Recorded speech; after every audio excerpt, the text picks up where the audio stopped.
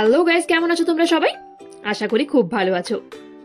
আজ সানডে আমি চলে গেছিলাম জেঠিমার বাড়ি। আজ যাওয়ার যদিও একটা বিশেষ কারণ ছিল। আমার বান্ধবীর বিয়ে রয়েছে সামনে, তার গায়ে হলুদে পরার জন্যই আমার একটা হলুদ শাড়ি চাই। মায়ের সবকটা শাড়ি পরে আমার প্রচুর ছবি তোলা হয়ে গেছে, তাই সেগুলো পরার ইচ্ছে আর হচ্ছে না।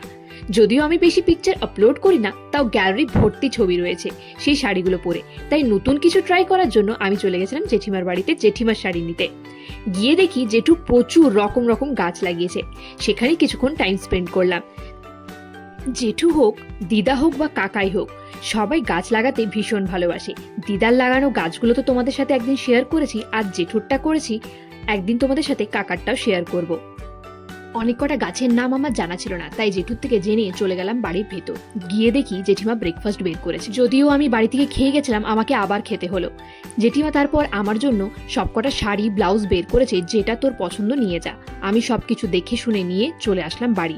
এসে দেখি বাবা চিকেন বানাচ্ছে। দেখে তো আমার জাস্ট মুখে জল চলে এলো। আমি চটপট খেতে বসে গেলাম। খাওয়া দাওয়া কমপ্লিট করে আমি বসে গেলাম মেহেন্দি লাগাতে বোনের কাছে।